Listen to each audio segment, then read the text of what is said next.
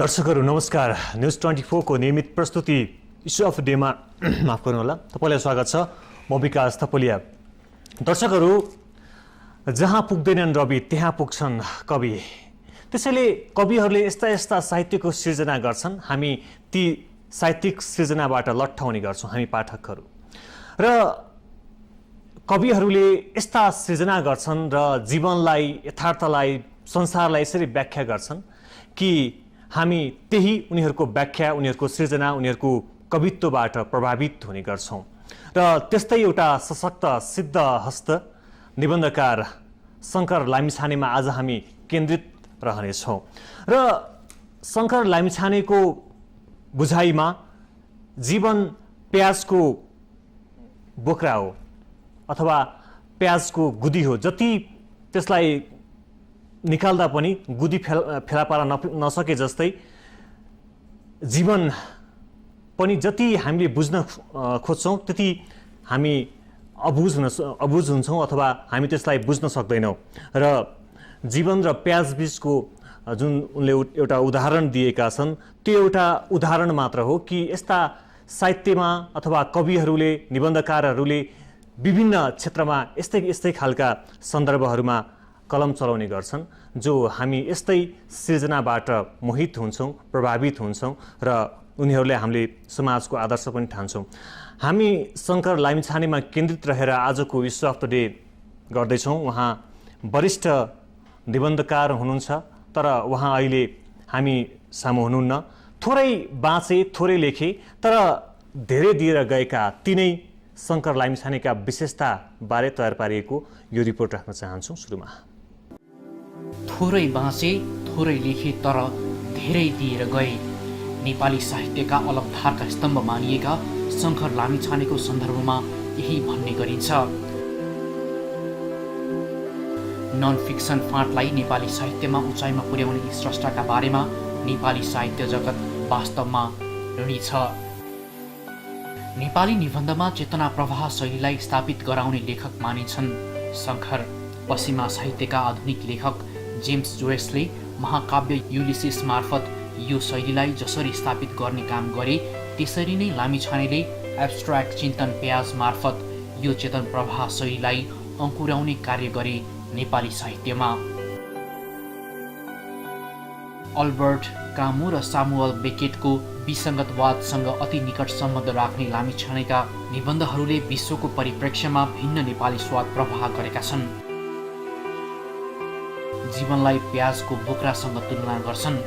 प्याजको गुदी नभेटाए झैँ जीवनको सार भेटाउन नसकिने भाव व्यक्त गर्छन् उनी। अर्थात् जीवन भन्नु नै रहस्य र भाव मिसिएको अनुभूति मात्र हो लामिछानेको निष्कर्ष र अनुभवमा। जीवनप्रति नैराश्य हुँदाहुँदै पनि आदर्श जीवनको खोजी उनका निबन्धको विशेषता मानिन्छ। लेखनको अधिकांश विधामा कलम चलाए पनि लामिछानेले लेख्न सुरु गरेको उपन्यास भने अधुरो नै रह्यो। गौँथलीको गुणमा समेटिएका कथाहरूमा अस्तित्वगत चेतनाको आभास हुन्छ। झण्डै जाँपाल सात्रलाई चुनौती दिने गरी बिम्ब प्रतिबिम्बमा परिचयात्मक निबन्धहरू सङ्ग्रहित छन्। त्यसै गरी गोधुली संसारका निबन्धहरू व्यवहारवादी र जीवनवादी विषयवस्तुमा आबद्ध छन्। शङ्कर लामिछाने उनको आत्मकथात्मक कृति हो जहाँ जीवन बाँच्ने क्रमका गुनासाहरू समेटिएका छन्। शङ्कर लामिछाने उनको आत्मकथात्मक कृति हो जहाँ जीवन बाँच्ने क्रमका गुनासाहरू समेटिएका छन्। कवि भूपी शेरचन र भीमदर्शन रोकालाई अति निकट ठान्ने लामिछानेले आफूलाई भने कहिल्यै लेखक मानेनन्। विक्रम सम्वत 1984 साल चैतमा जन्मेका यी महान लेखकको मृत्यु मेनिन्जाइटिसका कारण 2032 साल माघ 10 गते भयो। के गरेदेखि मैले ठिक हुन्छ भन्दै एक दिन उनी महाकवि लक्ष्मीप्रसाद देवकोटाकोमा पुगेका थिए।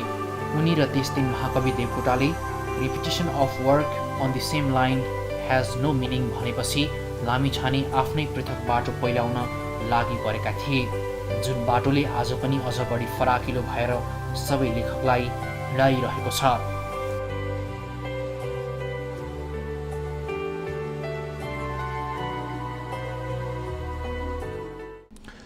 दर्शकहरू, शङ्कर लामिछानेको मृत्यु विक्रमसम्म 2032 साल माघ 10 गते भएको थियो, तर उनका कृतिहरू अझै जीवन्त छन् र अझै हामी ती जीवन्त कृतिहरूको समीक्षा गरिरहेका छौँ, पढिरहेका छौँ, त्यसमा आनन्द लिइरहेका छौँ। उनले जुन भाव दिएका छन् त्यसमा हामी त्यसलाई बुझ्ने प्रयास गरिरहेका छौँ। र एक दिन शङ्कर लामिछाने आफ्ना सृजनाहरू अथवा साहित्यमा लाग्नु अगाडि महाकवि लक्ष्मीप्रसाद देवकोटालाई भेट्न गएका थिए र उनीबाट केही साहित्यमा लाग्नु अघिका आफ्ना कसरी लाग्ने भन्ने बुझ्नको लागि र शिक्षा लिनको लागि गएका थिए र महाकवि देवकोटाले उनलाई भनेका थिए, repetition on work the same line has no meaning.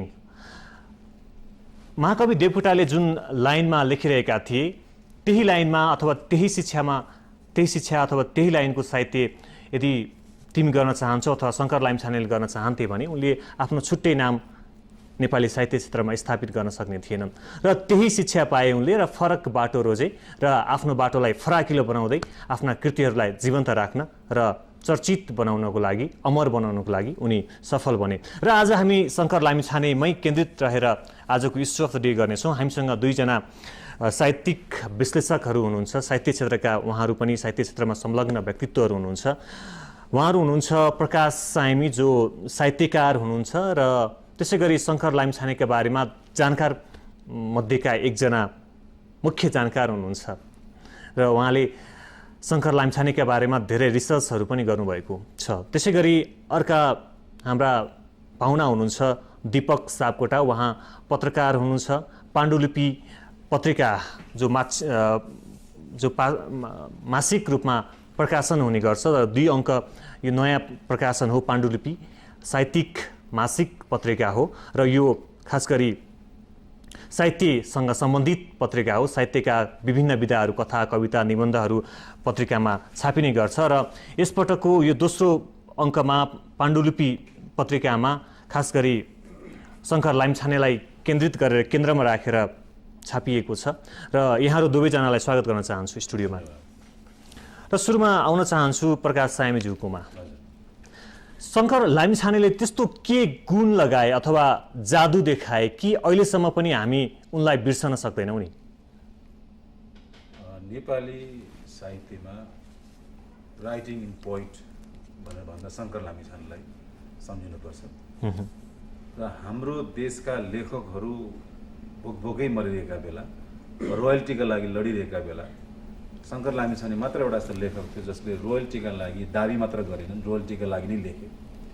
र उनले अन्तिम पटक भूमिका लेखेको किताब पिटर जे कार्थको प्रत्येक ठाउँ प्रत्येक मान्छे भूमिका लेखिसकेर नयाँ लेखकलाई पनि उनले म सितैमा भूमिका दिन्न भनेर उनले 1 रुपियाँ मागेका थिए।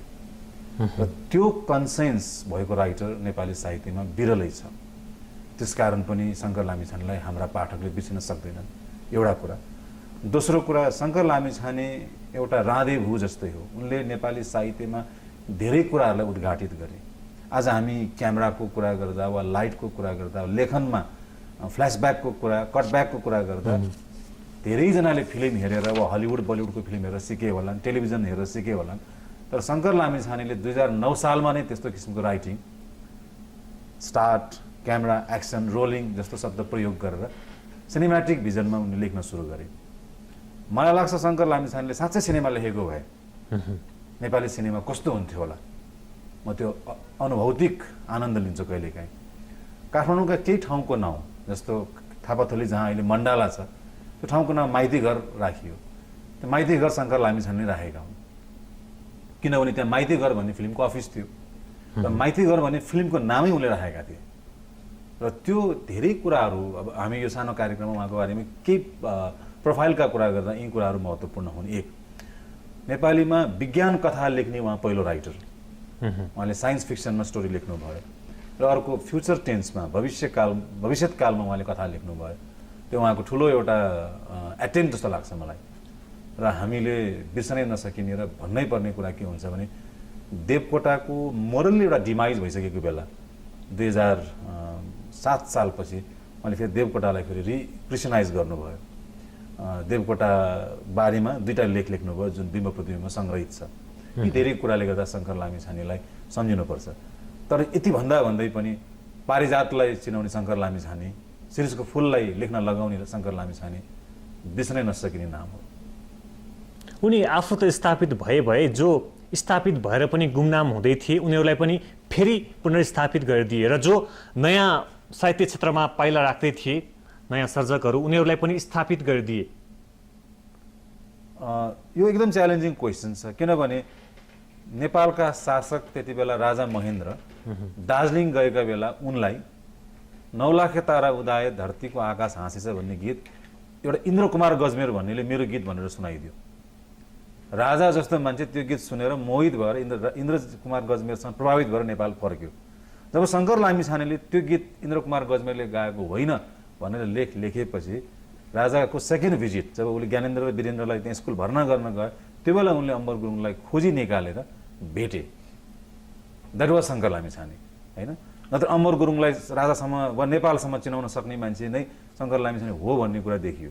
किनभने महेन्द्र त एउटा आँखाले हेरेर आयो, चिन्यो, अर्कै मान्छेले गाएको गीतलाई अर्कै भनेर स्वीकारेर आयो। तर त्यो महेन्द्रले पछि अम्बर गुरुङलाई नेपाल इन्भाइट गर्यो र त्यो अम्बर गुरुङको लागि नेपाल प्रज्ञा प्रसारणमा सङ्गीत योजक भन्ने पद स्थापना गर्यो। त्यो अम्बर गुरुङ जसको राष्ट्रगान आज हामी गाइरहेका छौँ सङ्गीत, त्यसले गर्दा शङ्कर लामिछानेसँग त्यो भिजन त त्यति बेला थियो भन्ने कुरा बुझिन्छ। 2032 सालमा उनको मृत्यु भयो। जम्मा 29 वर्षका थिए उनको मृत्यु हुँदा। अघि हामीले सुरुमै पनि भने थोरै लेखे थोरै बाँचे तर धेरै दिएर गए, आफूलाई स्थापित भएर गए, साहित्य क्षेत्रमा आफूलाई चर्चित बनाएर अमर बनाएर गए। के थियो उनमा त्यस्तो प्रतिभा? 2032 साल माघ 10 गते 48 वर्षको उमेरमा उनको देहान्त हुँदा उनको पहिलो पत्नीलाई एउटा फोन आयो अरे। फोनमा के भनेको थियो अरे भने शङ्कर लामिछाने अन्तिम अवस्थामा वीर हस्पिटलमा छन् भनेको। उहाँ 48 वर्षको उमेरमा उहाँको निधन भएको थियो। दर्शकहरू माफ गर्नु होला, अघि मैले 29 वर्ष भने, खास उहाँको मृत्यु चाहिँ 48 वर्षमा भएको थियो। र त्यो फोन कस्तो किसिमले आयो भने एउटा शङ्कर लामिछाने भन्ने मान्छे हस्पिटलमा थला परेको छ, अन्तिम अवस्थामा हेर्न आउनु होला भनेर बोलाइयो। शङ्कर लामिछानेका कैयौँ पाठकहरू थिए, कैयौँ शुभेच्छुकहरू थियो, कसैलाई थाहै थिएन त्यो कुरा। र उहाँकी पहिलो पत्नी रत्ना थुलुङ राई जो पछि रत्ना लामिछाने हुनुभयो, उहाँ कुद्दै पुग्नु भयो। वीर हस्पिटलमा कोही मान्छेलाई थाहा पनि छैन शङ्कर लामिछाने कुन बेडमा छ भनेर। त्यस्तो अवस्थामा उहाँ हस्पिटलमा ल्याइनु भएको थियो होइन। र त्यो शङ्कर लामिछाने जो देवकोटा, अम्बर गुरुङ, रिमाल, भूपी शेरचन, पारिजात, भीमदर्शन रोक्का, बालचन्द्र शर्मा, हृदय सिंह प्रधान जस्ताहरूलाई यो देशले चिन्नुपर्छ भनेर उहाँले 11 प्रतिभाहरूको बारेमा लेख्नुभयो, पारिजातको बारेमा लेख्नुभयो भूमिकामा। उनी एउटा गुमनाम मृत्यु मर्दै थिए र उनका साथीहरू कहीँ पछि रक्सी खाइरहेका थिए। के भनेर भने साथीहरूले, ल शङ्कर त मेन्टलिस्टले मर्ने भएछ, कमसेकम बच्चालाई लाग्ने रोगले मरेछ, ठिकै भएछ, रक्सी खाएर मरेको भनेको हामी पनि बदनाम हुन्थ्यौँ। त्यो किसिमको जीवनको एउटा विषाक्त भयो, एउटा भनौँ आइरोनिकल डेथ उनको भयो। त्यो हुनुको कारण के थियो भन्ने बारेमा तपाईँसँग फेरि प्रश्न गर्नेछु, किनकि तपाईँले शङ्कर लामिछानेको बारेमा धेरै अध्ययन अनुसन्धान गरिरहनु भएको छ, अझै पनि यसमा लागिरहनु भएको छ। म पाण्डुलिपिका सम्पादक एवं यहाँ पनि निबन्ध लेख्नुहुन्छ र यसपटकको पाण्डुलिपिमा शङ्कर लामिछानेलाई केन्द्रमा राखेर पत्रिका प्रकाशन पनि गर्नुभएको छ। शङ्कर लामिछानेलाई केन्द्रमा राखेर पाण्डुलिपि प्रकाशन गर्नुको कारण के थियो? शङ्कर लामिछाने नेपाली निबन्धको क्षेत्रमा महाकवि देवकोटा पछि उहाँलाई नाम लिइन्छ र अहिलेसम्म पनि शङ्कर लामिछानेको लेखनभन्दा स्तरीय वा उहाँ जतिको चाहिँ स्ट्यान्डर्ड लेख्छु भन्नेहरू नहुँदै रहेको अवस्थामा शङ्कर लामिछानेको भ्यालु के हो र उहाँको लेभल कति हो, उहाँलाई चाहिँ देवत्वकरण गर्न खोजियो कि वा अन्यथा उहाँको आफ्नो उहाँ कति हो, उहाँको चाहिँ लेभल कति हो त्यो अनुसारमा हेरिएन कि, र उहाँलाई कुन डाइमेन्सन हेर्ने हो, उहाँलाई चाहिँ हेर्नुपर्ने लेभल कति हो भनेर चाहिँ हामीले त्यो प्याकेजिङ गरेका हौँ। र हामीले चाहिँ शङ्कर लामिछानेमाथि पाण्डुलिपिमा 25 पेज लामो प्याकेजिङ गरेका छौँ उहाँमाथि। तपाईँले कभरमा राख्नुभएको छ कि बोर गर्यो शङ्कर दाई भनेर एक्सक्लामेसन अर्थात् आश्चर्यजनक सङ्केत पनि राख्नु भएको छ। हजुर, यो भनेको के हो? यो आर्टिकल चाहिँ हरिभक्त कटुवालले शङ्कर लामिछानेको मृत्युपछि उहाँको सम्झनामा लेख्नुभएको आर्टिकल थियो, विदेहमा छापिएको थियो उस बेलामा। र उहाँले चाहिँ शङ्कर लामिछानेमाथि हरिभक्त कटुवालले के लेख्नुभएको छ भने, मर्नु पर्थ्यो कटुवाल तर मर्यो शङ्कर लामिछाने, म तिमीलाई काठमाडौँमा भेट्न आउँदा म तिमीसँग लामो समय कुरा गर्थेँ, हाम्रो लामो वार्ता हुन्थ्यो, तर तिमी अहिले नभएपछि म एकदम मलाई बोर लागिरहेको छ, बोर गरे शङ्कर दाई भनेर उहाँले लेख्नुभयो। र त्यो आर्टिकल मलाई मन परेको कारणले त्यो अहिले पनि सान्दर्भिक हुन्छ जस्तो लागेर चाहिँ मैले कभरमा त्यही हेडिङ राखेको हो। साइमीज्यू, शङ्कर दाईलाई मन पराउने जसरी यहाँ कभर स्टोरी राखिएको छ, बोर गर्यो शङ्कर दाई, त्यस कारण मैले पनि शङ्कर दाई भन्ने वर्ड प्रयोग गरेँ कि शङ्कर दाईलाई मन पराउनेहरू पनि रहेछन्। यसरी आर्टिकल लेखेका छन् कि बोर गर्यो शङ्कर दाई, मलाई चाहिँ छाडेर गयो, होइन? उहाँले त के पनि भन्नुभएको छ भने हरिभक्त कटुवालले त्यो लेखमा चाहिँ मर्नु पर्थ्यो अगम सिंह गिरी, धेरैले भन्थे, तर शङ्कर लामिछानेको मृत्युपछि मैले भने मर्नु पर्थ्यो कटुवाल तर मर्यो शङ्कर लामिछाने। मर्नलाई मैले पनि खुब जोड गरेँ, काठमाडौँमा मुटु फुट्ने गरी रक्सी खाएँ, तर हरेक बिहान म सजीव उठ्नु पर्यो। म तिमीलाई काठमाडौँमा भेट्न आउँदा म चाहिँ अब कसलाई भेट्ने, म के गर्ने भन्ने उहाँको त्यो बडो त्यसमा चाहिँ बडो संवेदना त्यहाँ आएको छ हरिभक्त कटुवालको। उहाँले एकदम धेरै चाहिँ दुःख मनाउ गर्नुभएको छ उहाँको मृत्युमा। एकातिर एउटा संवेदना छ, अर्कोतिर उहाँका समकालीन साथीहरू जसलाई लामिछानेले स्थापित गरिदिनु भयो, उनीहरू हर्ष मनाउँदै थिए, यहाँले भन्नुभयो। यो अवस्था कसरी आयो? यो विश्व साहित्यमा नै हेर्ने हो भने एउटा गजबको घटना हो। यदि हामी यसलाई नेपाली साहित्यको मात्र घटना मानिनौँ भने, यति ठुलो लेखक जो मर्दै गर्दा वा जसको अवस्था त्यस्तो हुँदा धेरै उनका अनुजहरू, उनका अनुयायीहरू पन्चिसकेका थिए। जीवनमा मैले उनको 3टा कालखण्डलाई नजिकबाट देखेँ। एउटा शङ्कर लामिछानेको किताब प्रकाशन भयो, हामीले जुन जुन किताबको नाम लियौँ, एब्स्ट्र्याक्ट चिन्तन प्याज, गोधुली संसार, गौँथलीको गुण, यी सबै किताबहरू बिक्री भएका थिए, प्रकाशन भएका थिए। प्रकाशन कति भएको थियो भने नेपाली किताब मोतीराम भट्टको समयदेखि अहिलेसम्मको समय पनि पहिलो प्रकाशन 1000 प्रति नै छापिन्छ र उनका किताबहरू 1000 नै छापिएका थिए। त्यो 1000 प्रति किताब नेपालका 2 करोड 3 करोड मान्छेले त्यही किताब बाँडी पढे। कति वर्ष भन्दा कमसे कम पनि 25 वर्ष। त्यो 1000वटा किताबमा पनि कतिवटा चोरिए होला, कतिवटा पानीले भिजेर फाटिए होला, कतिवटा प्रेसमै हरायो होला। त्यो 1000वटा किताबमा पनि 700-800 किताबले नेपाल, भारत, आसाम, दार्जिलिङ, बाक्सु यति भ्याउनु परेको थियो। 2040-41 सालतिर जब हामीले कलेजमा उनको निबन्ध पढ्थ्यौँ, किताब खोज्न बजारमा गयो भने किताब पाइँदैन थियो। अनि के पढाइरहेछ टिचरले भन्ने कुरा पनि थाहा हुँदैन थियो, किनभने टिचर पनि फोटोकपी नै पढाइरहेको हुन्थ्यो। अनि जब किताब प्रकाशन गर्न मैले पहिलोपटक रत्न पुस्तक भण्डारलाई आग्रह गरेँ, जो उसको आधिकारिक प्रकाशन थियो, उहाँले के भन्नुभयो भने यो किताब निकाल्न गाह्रो छ किनकि उहाँको परिवारले दिँदैन भन्यो। किन? उहाँको 2टा पत्नी छ, 2टा अलग-अलग पारिवारिक कलहका कारण उहाँको सृजना पनि प्रभावित भन्ने भयो। उहाँले अन्तिम किताब बिम्ब प्रतिबिम्ब आफू हस्पिटल भर्ना हुनुभन्दा पहिला रोयल्टी लिएर प्रकाशकलाई दिइएको, देवीप्रसाद काफ्ले भनेर दिइसक्नु भएको थियो। त्यसले गर्दा त्यसको अधिकार पनि उहाँसँग मात्र सीमित थियो। देवीप्रसादजी पनि पुस्तक व्यवसाय छोडेर अब सिमेन्ट रोडाको बिजनेस गर्न थालिसक्नु भएको थियो। त्यस्तो बेला यो किताब हामी जस्तो युवाले पढ्न चाहिने पाइँदैन थियो। र 40 सालदेखि 2057 सालसम्म करिब 17 वर्ष यो किताब निकाल्नको लागि मैले पुरानो किताबहरू थुप्रै खोजेँ, कहीँ पनि पुरानो किताब पाइँदैन थियो। हरेकले किताब लुकाइसकेको थियो। राम्रो राम्रो नाम चलेका साहित्यकार घरमा गएर किताब सोध्यो भने मसँग थियो, यता कता हरायो कता पढ्यो भनेर भन्थ्यो। अनि एकपल्ट चर्चित साहित्यको कारणले गर्दा आफू प्रभावित हुने डरले हो, डरले पनि हुनसक्छ। अनि जब अथवा के अरू केही कारण थिए? अरू के कारण जस्तो लाग्छ मलाई भने एक पुस्ताले पढिसकेको किताब अर्को पुस्तामा हस्तान्तरण हुन एउटा ठुलो च्यालेन्जिङ स्ट्रोक भइरहेको थियो।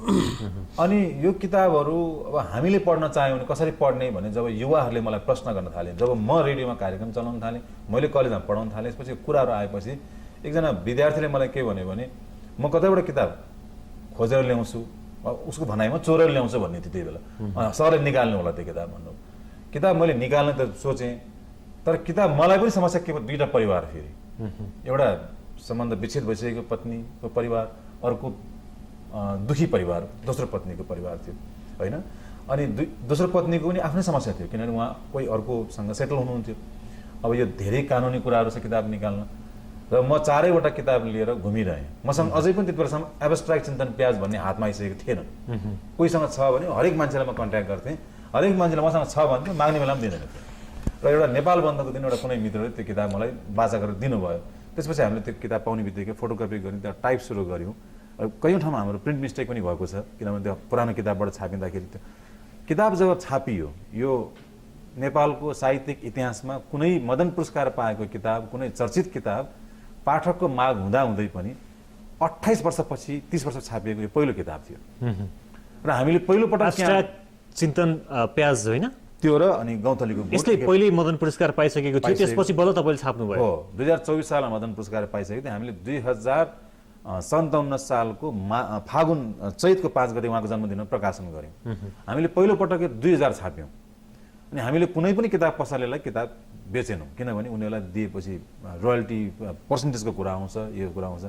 र हामीले रेडियोबाट विज्ञापनहरू दिन सुरु गरेपछि किताबको बुकिङ सुरु भयो र स्टुडेन्टहरूले, कलेज पढ्ने केटाकेटीले किताबहरू बेच्न थाले। त्यसपछि शङ्कर लामिछानेका ती सबै साथीहरू देखा परे, जो सिङमा पहिला थिए। म रक्सीखानीमा थिएँ, म उहाँको बिहाको जन्तीमा थिएँ, म दोस्रो बिहामा पुरेत थिएँ, म कुनै केमा, यी धेरै मान्छेहरू देखा परे। र हामीले त्यसपछि शङ्कर लामिछाने निबन्ध कोष भन्ने स्थापना गऱ्यौँ। र त्यो कोषका निम्ति हामीलाई विद्यार्थीहरूले पैसा जम्मा गर्यो, त्यो पैसाबाट यो किताबको प्रकाशन भयो। जसलाई मैले आग्रह गरेको थिएँ, रत्न पुस्तक भण्डार, साझा प्रकाशन, नेपाल प्रज्ञा प्रसारण, ती सबैले हामी यो किताब निकाल्छौँ भनेर त्यसपछि उनीहरूले रहर गरे।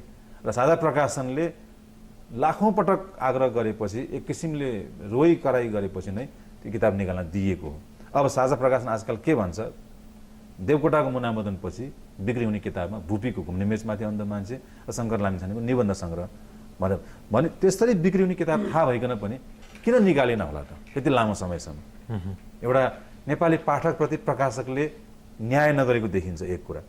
अब हामीले आज यो पाण्डुलिपिको प्रकाशनपछि जुन विषयमा कुरा गऱ्यौँ, चेतनाको प्रवाह, स्ट्रिम अफ कन्सियसनेस, उहाँको राइटिङको प्याटर्न, जुन बेकन, मोन्टेन, त्यसै गरी जेम्स जोइसको स्टाइलको पर्छ, ती कुराहरू पढाइन्थे कलेजमा टिचरहरूले। त्यो टिचरहरूले पनि वा पढेर पढाए कि नपढिकन पढाए कि भन्ने कुरा उठ्छ। सिक्किमका मुख्यमन्त्री पवन कुमार चामलिङले पारिजातका सम्पूर्ण ग्रन्थहरू प्रकाशन गर्नुभयो, तर शङ्कर लामिछानेको भूमिका सहितको शिरीषको फुल प्रकाशन गर्दा भूमिका हटाइदिनु भयो। मान्छेमा जसरी वेटिङ फर गोडोमा गोडोको डर भए जस्तै, होइन, हु इज अफ्रेड अफ भर्जिनी वुल्फियामा भर्जिनी वुल्फमा डर भए जस्तै शङ्कर लामिछानेको भूतसँग चाहिँ डर मान्छेमा थियो है, थियो भन्ने चाहिँ छ। पक्कै पनि। दीपकजी, तपाईँले पाण्डुलिपिमा उहाँलाई सङ्कलित त गर्नुभयो, उहाँका चाहिँ गुमनाम कुराहरू अथवा चर्चामा आएका कुराहरूलाई त ल्याउने प्रयास गर्नुभयो। यस्ता थुप्रै अरू साहित्यकारहरू, कवि, कथाकारहरू, निबन्धकारहरू होला नि, होइन? हजुर, छन्। त्यस्तै एउटा चपेटामा परेका चाहिँ शङ्कर दाइ थिए। हजुर, यसमा अरू के उल्लेख गर्नुभएको छ? यसमा शङ्कर लामिछानेमाथिको कभर स्टोरी लेख्नु भएको छ गुरुङ सुशान्तले, कि शङ्कर लामिछाने भगवान् हुन्, उहाँलाई देवत्वकरण गर्ने कि वा उहाँको साइजमा हेर्ने भन्ने कुरा छ। र त्यसमा शङ्कर लामिछानेमाथि भएका विवादलाई पनि निवारण गर्ने प्रयास गरिएको छ। अनि शङ्कर लामिछाने माथि एउटा यस्तो एउटा साहित्यिक प्रेमीहरू छन् जसले शङ्कर लामिछानेलाई कसैले गाली गरे भने पनि उनीहरू खुकुरेर खुडालेर अगाडि आउन तयार छन्। र एउटा यस्तो छ जसले शङ्कर लामिछानेलाई एकदम धेरै प्रेम गरे भने पनि कहाँ यो शङ्कर लामिछाने को हो र भन्ने टाइपका छन्। र उनीहरूको खास के हो भन्ने उहाँले चाहिँ एउटा राम्रो डिस्कसन गर्नुभएको छ। अर्को मनु मन्जिल हुनुहुन्छ, उहाँलाई प्रोडिगल सन भनेर लेख्नु भएको छ। अनि त्यसमा चाहिँ शङ्कर लामिछाने चाहिँ कुन स्तरको समीक्षक थिए, जस्तै शिरीषको फुलको भूमिका शङ्कर लामिछानेले लेख्दाखेरि पारिजातले जब महत्त्वहीन उपन्यास लिएर देखाइन्, त्यसपछि शङ्कर लामिछानेले भन्नुभयो यो महत्त्वहीन उपन्यास साँच्चै महत्त्वहीन छ भनेर पारिजातले भन्नुभयो। त्यो लेभलको चाहिँ समीक्षक, त्यो लेभलको चिन्तक चाहिँ नेपाली साहित्यमा अहिले किसिमको अस्वस्थ प्रतिस्पर्धा हो। अब अहिले नेपाली साहित्यमा चाहिँ एक अर्काको प्रशंसा गर्ने, तपाईँले मेरो प्रशंसा गर्ने, मैले तपाईँको प्रशंसा गर्ने, एक अर्का गर्ने, अनि हामी चाहिँ ढोङ गर्छौँ। आफूमा नभएको कुरा, हामीमा नपढेको, दिमागमा चाहिँ वेद र बाइबल बोकेर हिँड्छौँ भनेर हामी गफ दिन्छौँ। तर त्यो दिमागमा वेद र बाइबल बोकेर हिँड्ने चाहिँ को थिए, शङ्कर लामिछाने थिए कि थिएनन् भन्ने विषयमा हामीले चाहिँ यसमा प्याकेजिङ गरेका छौँ। अर्को, शङ्कर लामिछानेलाई चोरीको आरोप लगाउने कुमुदिनी को थिइन् भन्ने विषयमा पनि हामीले यसमा चाहिँ शिव रेग्मीसँग हामीले वार्ता गरेका छौँ। अनि कुमुदिनीको अर्को आर्टिकल, जो कुमुदिनीको वास्तविक नाम के हो हामीलाई थाहा छैन, तर कुमुदिनीको नाममा छापिएको अर्को लेख पनि हामीले चाहिँ यहाँ सङ्ग्रहित गर्ने प्रयास गरेका छौँ। अनि शङ्कर लामिछाने चाहिँ अब साहित्यमा अर्को मुनामदन लेखेर देवकोटा हुने कि नहुने, जुन अघि तपाईँले भन्नुभएको थियो repetition of the same line has no meaning, देवकोटाले भन्नुभएको कुरा।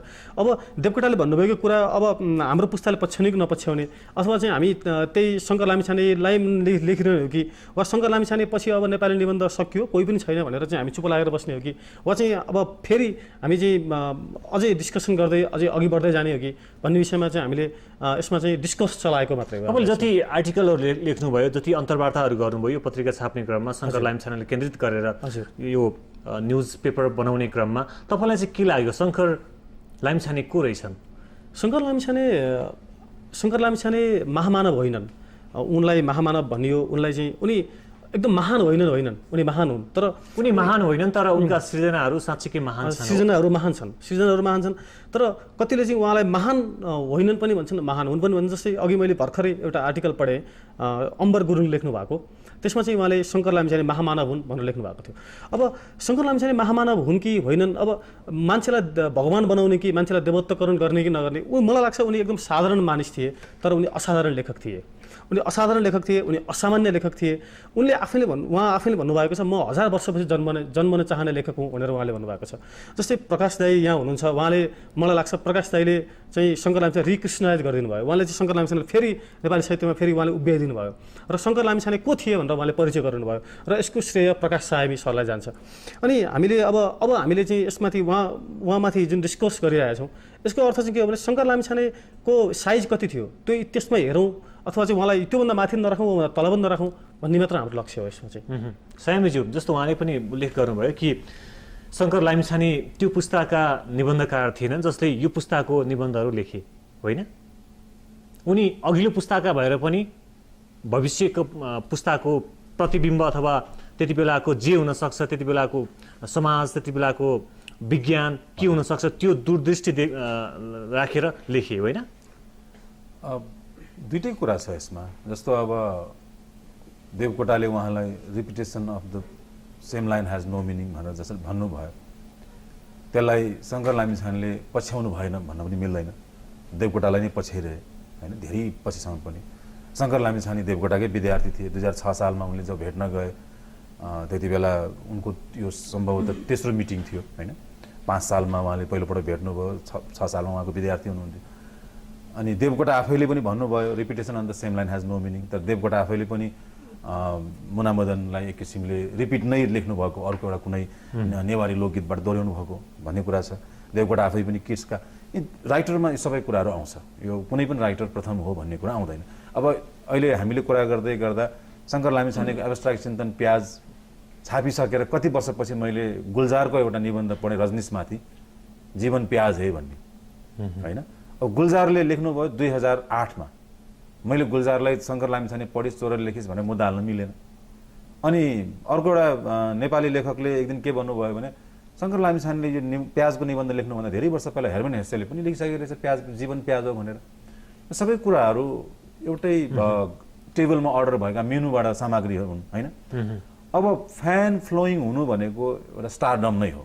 एउटा लेखकको कस्तो लेखक निबन्धकार पनि कस्तो अब्स्ट्र्याक्ट नै छन्, होइन? त्यति बेला पनि उनले आफ्नो चाहिँ लेखे कि निबन्धको शीर्षक लेखे कि अब्स्ट्र्याक्ट चिन्तन प्याज। यसलाई चाहिँ कसरी तपाईँ विश्लेषण गर्नुहुन्छ? उनले यो शीर्षक कसरी राखे? यो भाग्यमानी लेखक हुनुपर्छ शङ्कर लामिछाने। उनका धेरै निबन्धको शीर्षक उनी आफै राखेका छन्, होइन? सरल तर गरल। जस्तो यसलाई सरल मान्न सकिँदैन नि आम पाठकहरूलाई हेर्ने हो भने? होइन, यो शब्दलाई मात्र के लाग्यो भन्छ गहन लाग्छ, तर यसलाई अर्थमा हेर्नुभयो भने सिम्पल टाइटल हो, होइन? जस्तो अब एउटा कुरा भन्छु ल, शङ्कर लामिछानेले अघि प्रकाश दाईले भन्नुभयो जस्तै उहाँले एब्स्ट्राक्ट चिन्तन प्याज शीर्षक कसरी राख्नुभयो त सोध्नुभयो। यो चाहिँ उहाँको चाहिँ लेखनमा उहाँले पेन्टिङ गर्नुहुन्थ्यो जस्तो लाग्छ मलाई। उहाँ चाहिँ साँच्चै उहाँ एब्स्ट्राक्ट कुरालाई, अमूर्त कुरालाई पनि लेखनमा ल्याएर सरलीकृत गर्ने त सरलीकृत गरे भनेर उहाँले भन्ठाउनुहुन्थ्यो, तर त्यो पाठकलाई त्यो सरल लाग्दैन थियो। उहाँले चाहिँ लेखनमा साँच्चै एब्स्ट्राक्ट पेन्टिङ गर्नुहुन्थ्यो जस्तो लाग्छ। जस्तै लयनसिंह वाङदेले एक साँझ उहाँलाई भन्नुभयो केही एब्स्ट्राक्ट गर्नुहोस् न भनेपछि उहाँले लेख्नुभयो एब्स्ट्राक्ट चिन्तन प्याज भनेर चाहिँ हामीले त्यही पढिरहेको छौँ, होइन सर? अनि जस्तै अर्को ईश्वर बरालले चाहिँ भविष्यकालमा लेखिएको कथा छैन भन्नुभयो र उहाँले लेख्नुभयो म भोलि जन्मनेछु, होइन? अनि कसले भन्यो, अनि उहाँले विज्ञान कथा लेख्नुभयो। त उहाँ चाहिँ यस्तो हो कि उहाँले चाहिँ नेपालमा नभएको कुरालाई उहाँले पूर्ति गर्नुभयो र उहाँले चाहिँ नेपालमा जे स्पेस खाली छ त्यो लेख्दै जानुभयो। उहाँ आफै उहाँले अघि प्रकाश दाईले भन्नुभयो जस्तै उहाँ मौलिक, संसारमा मौलिक केही हुन्न भन्ने प्रकाश दाईको लाइन थियो र उहाँको पनि त्यही लाग्छ मलाई। तर उहाँले जुन काममा लेखनमा जुन एब्स्ट्राक्ट उहाँ पेन्टिङै गर्नुभएको हो र त्यो पेन्टिङ नै उहाँको एब्स्ट्राक्ट पेन्टिङ हो जस्तो लाग्छ मलाई। लेखन नै उहाँको एब्स्ट्राक्ट पेन्टिङ जस्तै हो। जस्तै मूर्तिकलाबारे, चित्रकलाबारे अनि अरू आर्टहरूबारे उहाँले जति गम्भीर रूपमा अरू कसैले अध्ययन गरेर लेखे जस्तो मलाई लाग्दैन नेपाली साहित्यमा अहिले पनि। सायमीज्यू, जस्तो तपाईँले 4वटा कृतिहरू त सङ्कलन गर्नुभयो, चोरेर ल्याउनु भयो अथवा मागेर ल्याउनु भयो अथवा कसैलाई चाहिँ आग्रह गरेर ल्याउनु भयो, तर अरू कृतिहरू पनि छन् उहाँका जो बाहिर आउन सकेका छन्, कुहिएका छन्, तपाईँले भने जस्तै हराएका छन्, चोरिएका छन्, लुकाइएका छन्, के छ अवस्था के छ? अब उहाँका केही कविताका सङ्ग्रहहरू वा कविताको सङ्कलन चाहिँ दिल्लीमा उहाँको एउटा मित्रसँग छ भन्ने कुरा चाहिँ थाहा लागेको छ। तर त्यो सबै कविताहरू नै हुन् कि वा कविता बाहेक अरू केही पनि छन् भन्ने त्यो चाहिँ निश्चित भएको छैन। तर उहाँको करिब 48वटा भन्दा बढी कविताहरू त्यहाँ छन्। र उहाँको मलाई चाहिँ प्रकाश गर्न मन लागेको एउटा कुरा चाहिँ के छ भने उहाँ दैनिक रूपमा डायरी लेख्नुहुन्थ्यो त्यो बेला।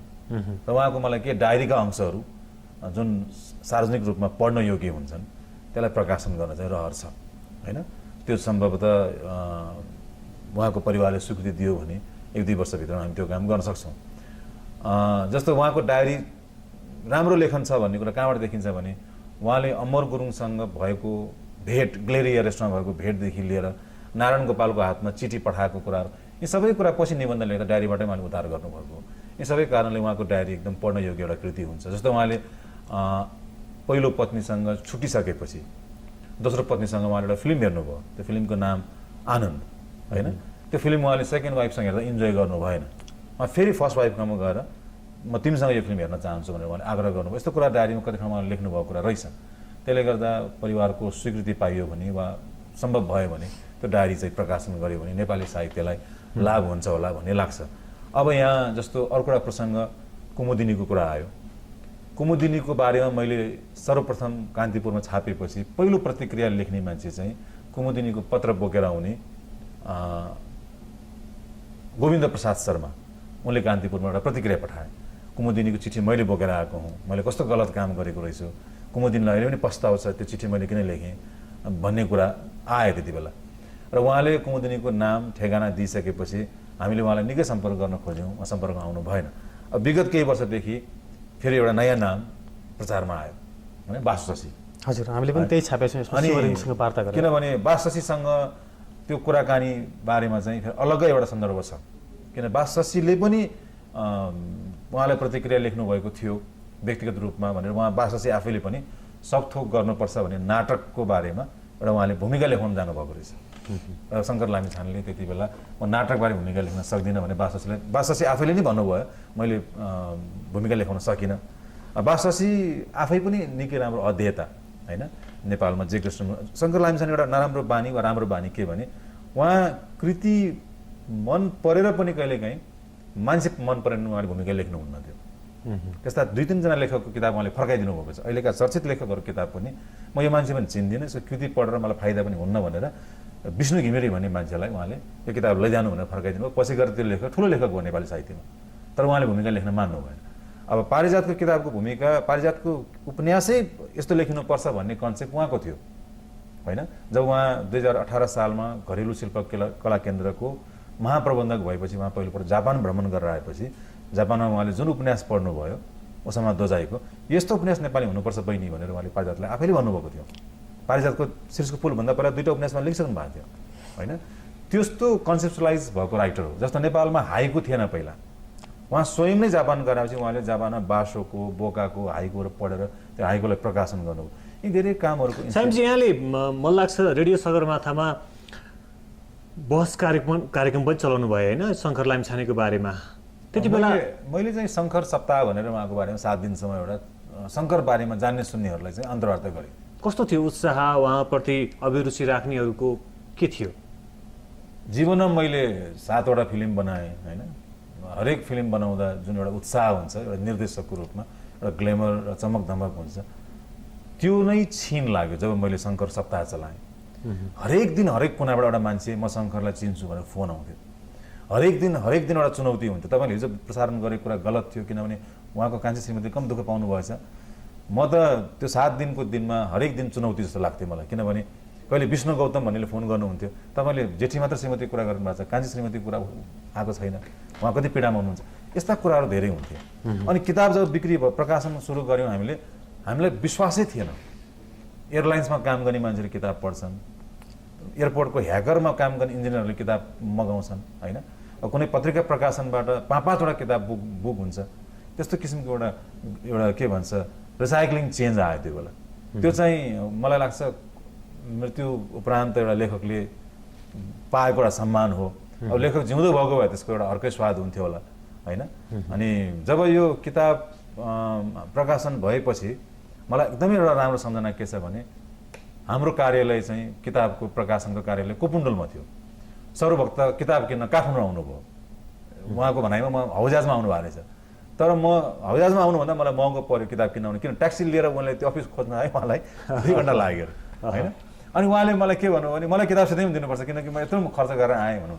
त्यस्तो किसिमको एउटा जस्तो हाम्रो त्यति बेला लेखक भइसकेका थिएन नारायण वाग्ले, उनले 5वटा किताबमा बुक गरे। जस्तो युवराज घिमिरेहरूले धेरै मित्रहरूले त्यो किताबमा निकै चासो लिनुभयो। र म पछि जब हिमाचल प्रदेशमा शिलाङ गएँ, त्यहाँ शङ्कर लामिछानेको रचना पढाइँदो रहेछ।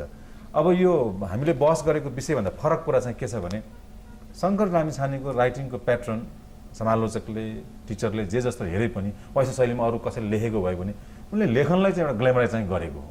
पक्कै पनि। दीपकजी अहिले ट्रेन्ड कस्तो देखिया छ भने साहित्यमा पाइला राखेपछि एउटा 2-4वटा कृतिहरू पनि आउँछन्, कुनै चर्चित होलान्, कुनै साहित्यमा एउटा चाहिँ दस्तावेज भनौँ, दस्तावेजको रूपमा मात्र रहला, तर प्रतिष्ठान खोल्ने, उनका नाममा पुरस्कारका विभिन्न पुरस्कारहरू स्थापित गर्ने यस्तो ट्रेन्डहरू देखिरहेछ, प्रवृत्तिहरू देखिरहेछ। तर शङ्कर लामिछानेको नाममा न कुनै प्रतिष्ठान छ, न कुनै पुरस्कार स्थापना गरिएको छ। के तपाईँलाई लाग्दैन कि त्यस्ता अभियानहरू आवश्यक छ भन्ने? अभियानहरू आवश्यक छन्, तर पुरस्कार स्थापना गर्दैमा वा चाहिँ उहाँको नाममा प्रतिष्ठा बनाइदिएमा वा मूर्ति बनाइदिएमा वा शालिग बनाइदिएमा चाहिँ उहाँप्रति खास सम्मान त्यस बेला हुन्छ जस्तो मलाई लाग्दैन।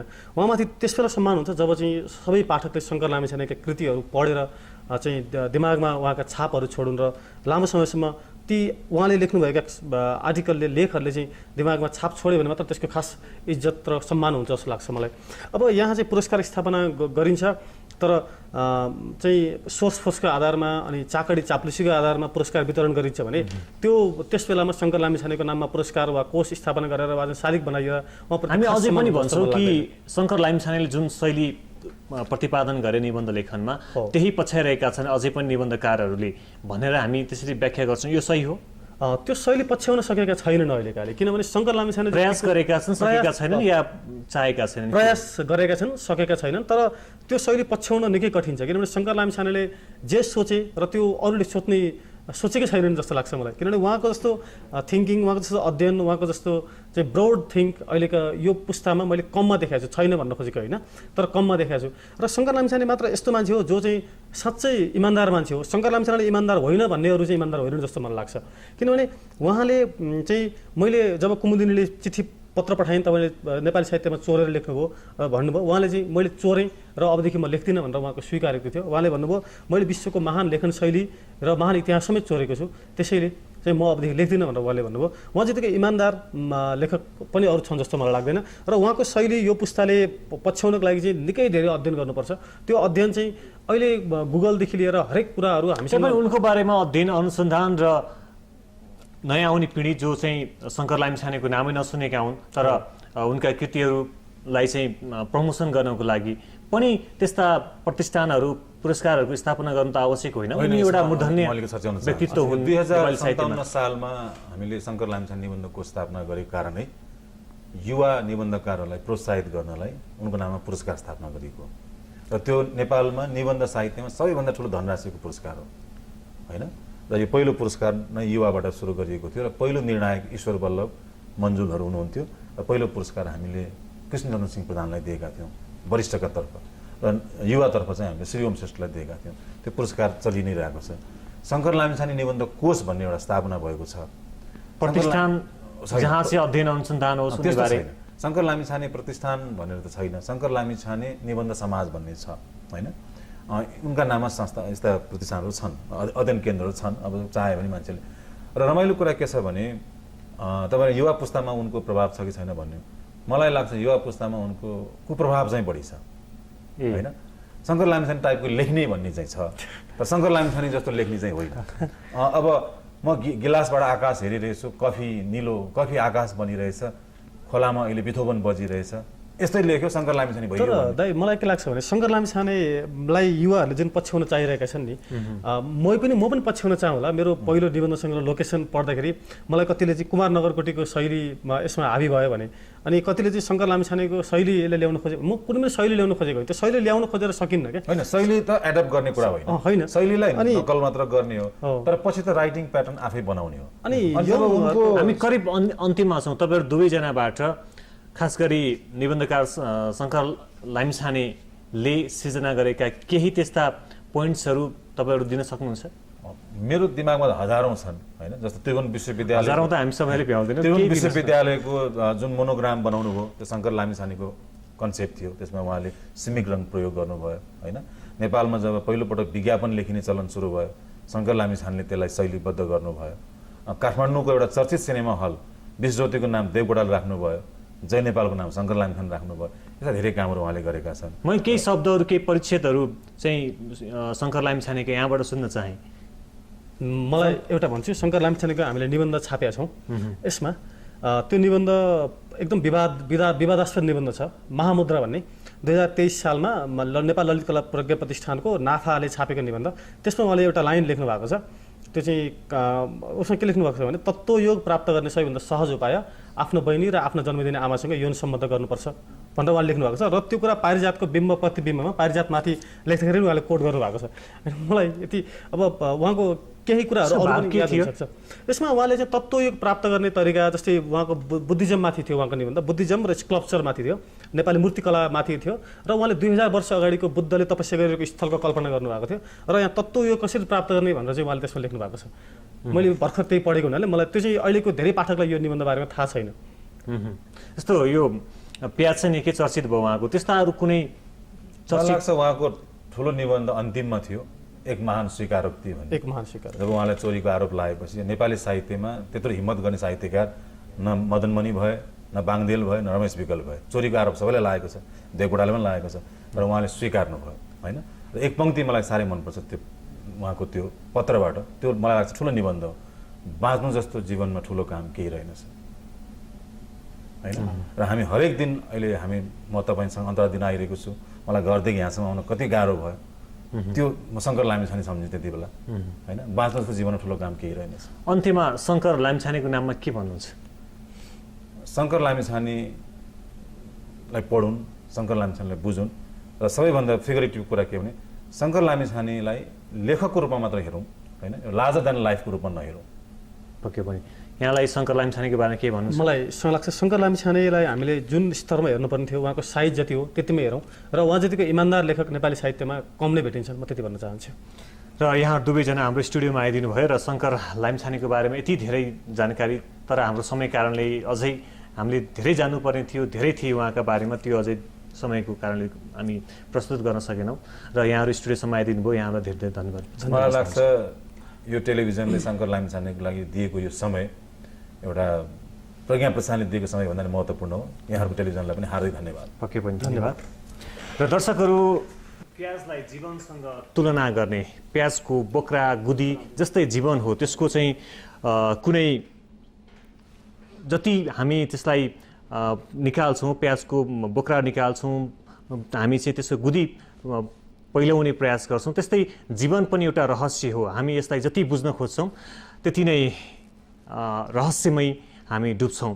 यही निष्कर्ष अथवा यही सन्देश थियो अब्स्ट्र्याक्ट चिन्तन प्याज। यस्ता थुप्रै कृतिहरू छन् जो कतिपय प्रकाशनमा आएका छन् र कतिपय हराएका छन्, चोरी भएका छन्, लुकाइएका छन्। शङ्कर लामिछाने उनी एउटा युगको साँच्चीकै सशक्त व्यक्तित्व थिए, सशक्त निबन्धकार थिए, जो यो धरतीमा अहिले छैनन्, तर उनका कृतिहरू अमर छन् र रहिरहनेछन्। आजको इस्ट अफ द डेको शङ्कर लामिछाने विशेष कार्यक्रमबाट मलाई पनि बिदा दिनुहोस्। नमस्कार।